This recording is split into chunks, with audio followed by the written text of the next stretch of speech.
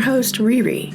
Welcome to Reimagining Life from Pain to Purpose, where you'll find a community focused on resilience and perseverance, sharing untold stories of hope and rebuilding while dealing with major life interruption.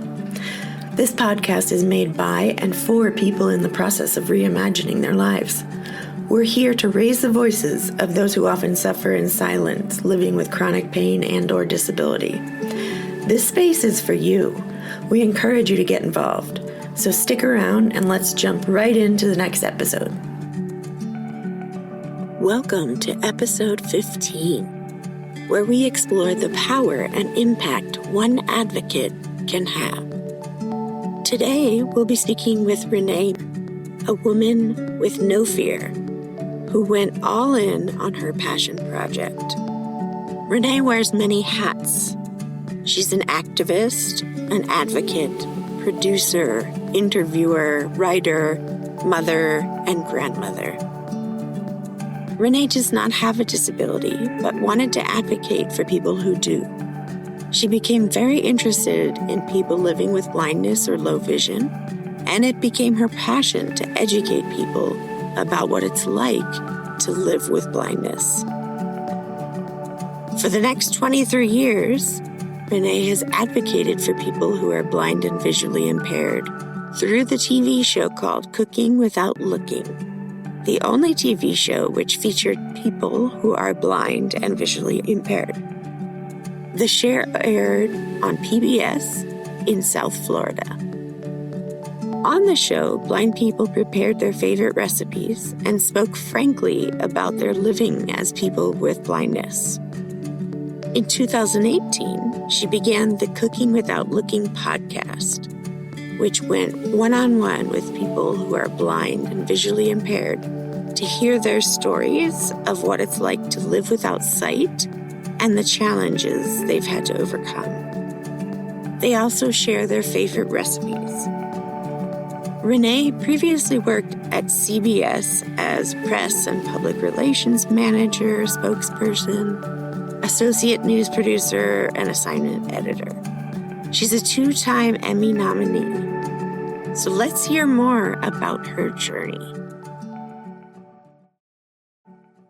Thank you so much for joining us. Well, thank you for having me. I'm honored. Thank you, Ren'ee. It's a pleasure. So can you give our listeners a little perspective? Just share with us a little bit about who you are and how you became interested in working with blind communities. Well, it started, I worked in TV for a long time we're up to about 46 years now. But when I left the station, the CBS station in Miami, I realized that it was something that was very, when you work in TV or in the media, people always reach out to you. So I was on a lot of nonprofit boards. And then I felt like I should create something for myself, a legacy for my family. And I looked into different types of things that were existing already, but I wanted to do something for a group of people who I thought we almost sort of negate.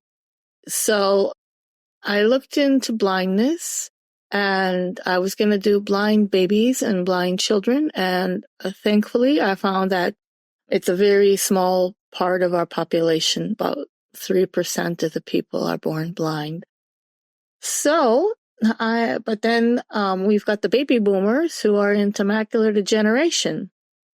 So I thought it would be possible to do something that was interesting with people who are blind, and to show people exactly who people who are blind are, because a lot of people don't know any blind people. I didn't know any blind people at all. There's no one in my family is blind. I'm not blind. And I knew of no one. So I just started looking around, and I went on to a bunch of listservs, and there were lots of popular blind listservs, which is sort of like emails that go back and forth before we had, we were so much into the internet. And I was on a 17 blind listservs to understand people who are blind. And the most popular ones were cooking. And I thought, well, you know what? If you're going to make people understand, the whole group of people, which a lot of people don't understand, cooking is sort of a fun way. And it's sort of like something like the sugar that makes the medicine go down, you know. Yeah. It's an interesting way. And think about it this way, you know, lots of times we have parties and have people sit in our kitchen and we talk about great things as we're cooking. And I thought of it in that way, just a fun way to learn something that was so serious and to see a group of people as simply that, a group of people, and not like a whole genre of people, just people. That's so great. And so amazing that you, not having any experience with anyone who's blind, would go and do all that research and really dedicate yourself to that. Do you have any other types of disability or chronic illness yourself? A bad sense of humor. No, I don't. I'm like totally fortunate. I don't have any illness. I don't even take an aspirin. I was probably 8 years old when I had my last aspirin, those St. Joseph's aspirin for children, those yummy orangey things. Oh my God. I don't know if you remember that. And you probably don't because you're too young. But no, I don't. And the only time I was in the hospital was when I was born and when I gave birth. So I'm not a person who's sick at all. That's very, very lucky. That's awesome. It is. So what would you say the goal of the podcast and the show, sort of, how did it develop and what are the goals that you have for them now? Okay, well, I developed the TV show first, and then in 2018, everybody was starting a podcast, and I thought, well, let's take this to the next level, because we were paying PBS to be on for production costs, and that got to be really expensive, especially when we had that recession. People didn't have any excess money anymore. So I thought, let's start a podcast, and we'll talk directly to people who are blind or visually impaired or low vision, and find out what their experiences have been in life, because that's really how you learn about people in a way. And maybe this sounds cold to some people, but like my whole life's been like advertising, marketing, and news. Mm-hmm. It's a way of sort of marketing a people to other people, because you can go to the lighthouses, which are tremendous, and, you know, they learn, you know, the people who need it, who are blind, learn how to cope with life as a person who's blind. But it's almost like a closed-in club because no one sees what they do. It's just like you go in, you learn, and you leave. But this is a way of showing people, especially employers, who have no idea what a blind person can do. Where I've met so many blind people who've had tremendous ambitions, but not only ambitions, actually carry them out and do have wonderful jobs. I just talked to a woman today who's going to be in our show tomorrow. She is blind and she has a catering business. And I've met a lot of blind caterers, quite honestly. And she also teaches children who are autistic as well as other issues that they may have. So, and not only she's blind, she's teaching children who have some sort of disability. Yeah. Wow. That's pretty amazing. I'm sure you've met many people who are just awesome. That's so cool. What's the name of your podcast and TV show? Okay, the TV show is the Cooking Without Looking TV show. And we kept it with the podcast. We just call it the Cooking Without Looking podcast. It has to do with the copyright because we started off in Palm Beach in South Florida on PBS, and we were on TV, and now we're on YouTube, waiting breathlessly to be picked up on perhaps a broadcast station or a streaming service. So they're both the Cooking Without Looking TV show, and the podcast is the Cooking Without Looking podcast. Awesome. Okay. And so this sounds like a major deal, a lot of work gone into this. What kind of support did you have in making the podcast? How did you turn your idea into a reality? Well, I am not a technological whiz, okay? I am totally willing to learn from anyone for technology. So I started with the mechanics of the podcast in 2018, and I got hung up. And it took me months, and I'm like, this is so frustrating. I can't get over this. And so it was like a speed bump that went on forever. And so I asked a friend of mine he was a blind techie, Jason Rozecki. That wasn't meant to rhyme, but it did. And I asked him, and he was so sweet and so patient. And it was the simplest thing, just to take the MP4 and plug it in. Like, duh. It took him exactly 3 minutes to tell me about it, and it took me 6 months to figure out how to ask him. Aww. The other people who have been so wonderful in my life and who have actually stood by me, of course, my daughter and my grandchildren now. But all these years, I have had 2 hosts for the show. We had 2 more. They passed on. But we have Alan Preston and Annette Watkins. They've been with me now for 23 years, doing math on the fly here. 23 years.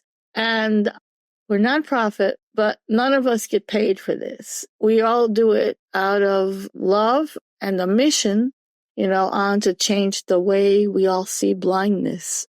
And that's what we do. So wow. They have been around, and we've all become sort of like a family. Yeah.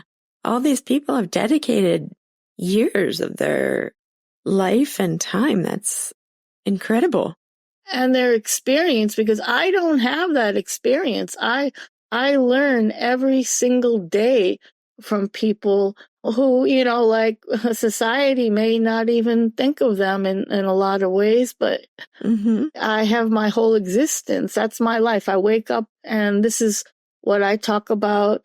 A lot of times I have a hard time. I think I started off with no friends or no people in my life who are blind, and now almost everybody. Wow. To the point where I don't know how to talk to someone who's not blind. I'm just sort of joking, but yeah, it's like that. Wow. That's pretty incredible. So I'm thinking about, you're doing this podcast for so long and all the time having different people come on and so many conversations and people you've met. Are there any sort of lessons you've learned through doing the podcast, or any advice or conversations that have really stuck with you? They probably all do in some fashion or form in my everyday life. If I get poetic about it, it's about people who are blind learn to go through life to feel life.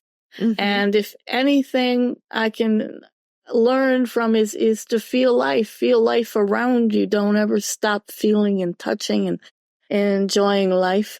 And it's also, no matter what happens to you, there's a way of learning, a new way of doing, and to get through that, and to never give up. And even though you may fear something, there's nothing wrong with fear, but just don't stay in that fear, to find your way to move through it. That sounds like advice from a very brave and courageous person who's had to push themselves and do just that. Right. I don't know how good of a blind person I would be, because you have a lot of trust. You really have to have a lot of trust in others and in yourself. And everybody has their challenges, but also there's something to remember, that just because a person is blind, I mean, that's a portion of your life, but there's a whole lot more to people than just their eyes. Oh, yeah. We have our brain, we have our thoughts, we have our intelligence, everything. So that's what gets me through. And I always feel, listen, if someone can get through life learning how to live with not being able to see, I pretty much think you can do anything. Yeah, I think you're right. That's pretty great. So can you tell our listeners a little bit about how the podcast is run? Sort of what happens when someone comes on your podcast? Well, I make it very relaxed, and I say it's kind of like coffee with a friend. We start off talking about their blindness and what kind of experiences they've had. Some people are born blind, some people go blind. Some people lived quite a bit of their life and then went blind, maybe from something like diabetic retinopathy. And so it's very relaxed. We talk about their life. Sometimes maybe we cross taboo lines, but nothing that would ever hurt or anyone or make anyone feel sorry for anyone. Just something that we talk about their lives in just very honest terms. There's no tiptoeing about your life. And you know what? I've never met anyone who said, listen, I don't want to go there.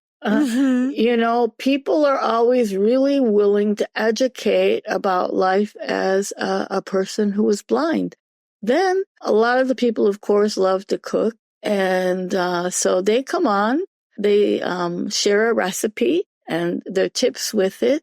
And we share the recipe on our website as the Cooking Without Looking recipe of the day. They're all of the recipes on there are presented and submitted and prepared by people who are blind and visually impaired. How cool. And yeah. So we have a good time with that. It's always very relaxed and fun. And that's the thing with the TV show. The whole point is it's just to have fun. Nobody's going to die here today. We just want to have a good time and learn. That's great. Really. And so do the people who come on and share their recipes, are they recipes that have to be original or no? Okay. No, we don't have to be original at all. Most people don't have original recipes. So maybe it's usually a favorite recipe because then it's something they've memorized. Most often a person who's blind has to memorize their recipes. Right. Yeah. Which is a feat in and of itself. Yeah, absolutely. And have you learned any other, not tips or tricks from talking to people about their cooking or watching them on the TV show? Oh, yeah. In fact, I use some of them. Can you give us a couple quick examples? Yeah. Okay. My main one has excited me all of these years. Okay. I learned that whatever you're baking or cooking, it is done when you smell it. And I use it. And I use it well because oftentimes I'm in the other room and perhaps I'm doing something and I'm not noticing that perhaps it's time to take it out. And you can smell it.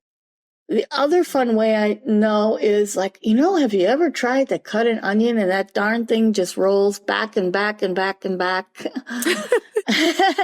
And so you just cut the darn thing in half and then you cut each half depending on how you want it cut and it doesn't roll. That's a good tip. Same with apples. Good prep tips. Yeah. For the kitchen. Okay. Yeah. Thanks for sharing those. And tell us about who's your target audience for the podcast? Everyone. Everyone, because everyone loves to cook. I think most people do because we all have to eat. So right. That's a given.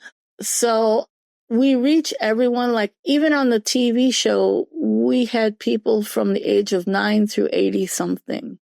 And we can, the lessons that are taught on the podcast are lessons we can all use in our lives. It's just being human, the lessons. It's not like just, how to use your guide dog or anything like that. Yeah. or your white cane. It's all philosophical lessons for living that we can only use whether we're blind or not. And so that's basically it. Anyone, it can be, man, woman, doesn't matter what race or religion or where you were born. In fact, we've had people from like 8 different countries on. The show focused on 8 different countries, blind people in these countries, and there was nothing there that was like, whoa, I never thought of that. That's just way out of my experience. And you notice that the line that runs through are the deepest parts of our living is something that cuts through all of the very shallowest parts. It just, it goes much deeper than that. Yeah. Because when you get down to it, we're all human. Basically, yes. Yes. Do you remember offhand what the countries were that you featured? I knew you'd ask that. We have South Africa, Guyana, St. Thomas, Jamaica, Trinidad and Tobago, Bahamas. What am I up to now? Do I win anything? Yeah. And we're going to be doing Brazil next month. A young woman reached out to me from Brazil, and we're going to do a Brazilian organization next month. How cool. And so how do you work with the organizations? Like you mentioned, an organization in Brazil. Well, most of it's all done on, a lot of it, the beginning parts are done by email and on Messenger on Facebook.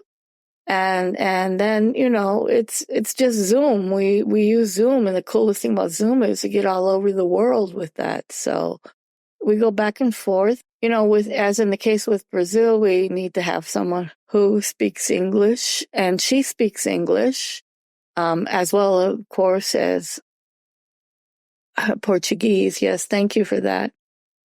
And I was in Brazil for a while, and I loved Brazil so much. I went to a blind organization there.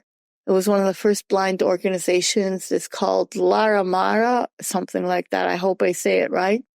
And it was started by a doctor, an ophthalmologist, whose daughter actually went blind, and he started this. And it's cool. It's more honestly, I think it was more forward thinking than a lot of the things I've seen, places I've seen in America. It's very much into creativity, into music, into art. And to cooking. It was just cool. It was a cool experience. That's great. Huh.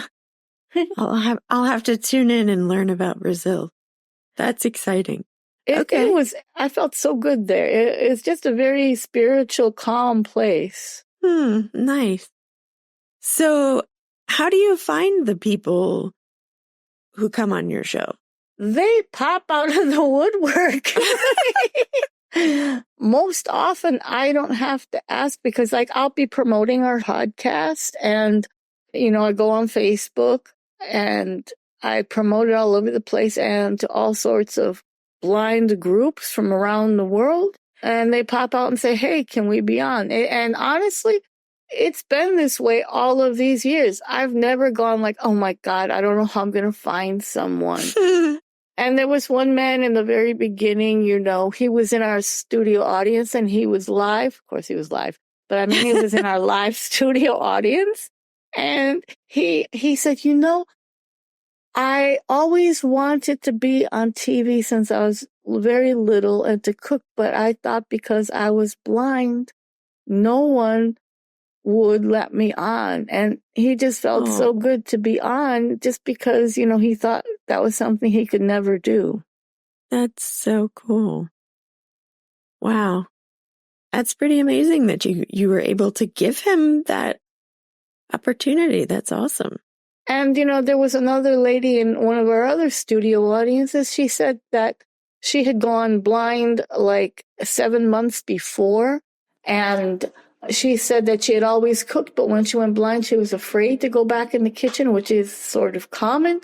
And what happened was one of our hosts at the time, he had macular degeneration, and he grabbed what he thought was a towel, and it was really a bowl of whipped cream, and he stuck his hand in it. And she said, if he's a professional and he does this for a living, she goes, I can go back in the kitchen and do it as well. So it gave her the faith in herself. Ah, that's so great. Well, it sounds like you're really sort of exploring important, deep topics with people, like building their confidence and learning to be comfortable in doing things that they maybe used to do before they became blind. And that's pretty important stuff. Right. We don't talk about empowering people, because in reality, we each have to individually empower ourselves. We amplify the voices of blind people. We give them the stage to show what they can do. And they take it from there, and it gives people like a boost in their self-esteem, and it does make people happy. I get such joy from seeing people like get so excited about whatever they're cooking. And, I always say, I just enjoy yourself. That's the whole point, is to enjoy. That's so great. Okay. And have there been any challenges or things that maybe, the first couple years you were doing it, you thought, maybe I want to change something? Well, always getting funding. Yeah. I've had 23 years of working to get funding. What's your secret? Well, it depends. I'm a face-to-face kind of person, but people have become less face-to-face. And it's also getting people to understand what you're doing, because, people understand the old-fashioned way of people. If I said, we're trying to help blind people, live a better life, live an independent life, which is honestly what we do, but you have to do that for yourself. So we're just showing people what you can do. So that's a little bit, but I'm never turning back, because I'm just stubborn that way. I want people to understand people who are blind in a new way, and not a feel sorry kind of way, and we need to throw money at you so you can stand on your own 2 feet. No, that's not what this is about. And so that's why we're really trying to get on a streaming service or whatever, so that they pay us. And we all have, I always say, we have a purpose instead of a profession. So. Yep, I totally agree. That's awesome. Thank you. All right. I mean, it's just so cool. I really hope people will check out the podcast and maybe find some new recipes at the same time as being inspired. Yeah. How can people find your podcast? Okay. We are anywhere you can get your podcast. Also, if you are blind, or even if you're not, any Alexa enabled device will get you to us. That's anywhere you get your podcast, you can find us. If you can't find us, contact me personally and I'll steer you around. You can, to hear some of us, you can go to our Cooking Without Looking YouTube page. Some of the podcasts are there, and all of the TV shows are there. Okay, great. And we'll include that in the show notes so people can click on that. Awesome. So in your experience of doing this show, I mean, it's been a long time, like your life's work. Sounds like it is. Has it influenced the way you go about doing things in your own life? That is my life. I have no other life. I don't think that's true. No, I'm joking around. Well, in every aspect of my life, it has influenced me.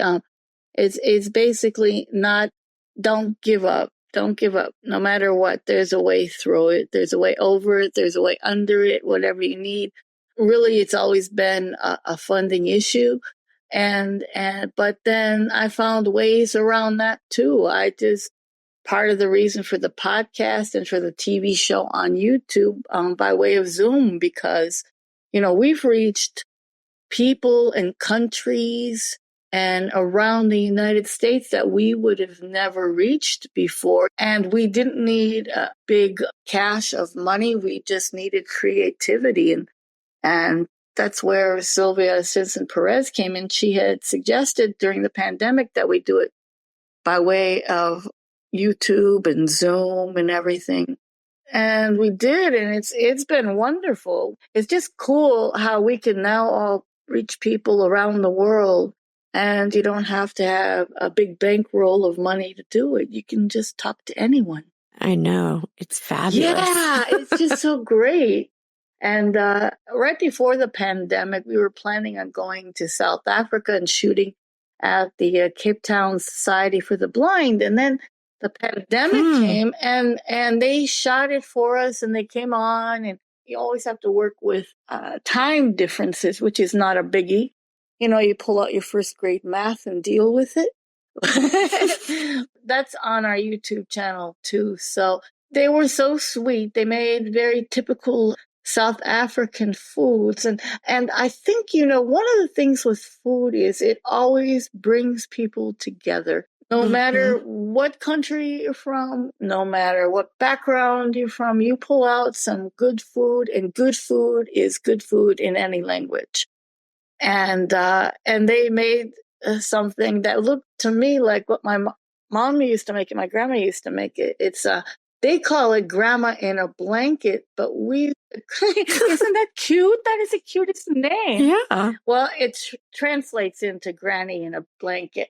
But my mom and grandma used to make it. It was like stuffed cabbage. Yeah, made a little bit differently, but very similar.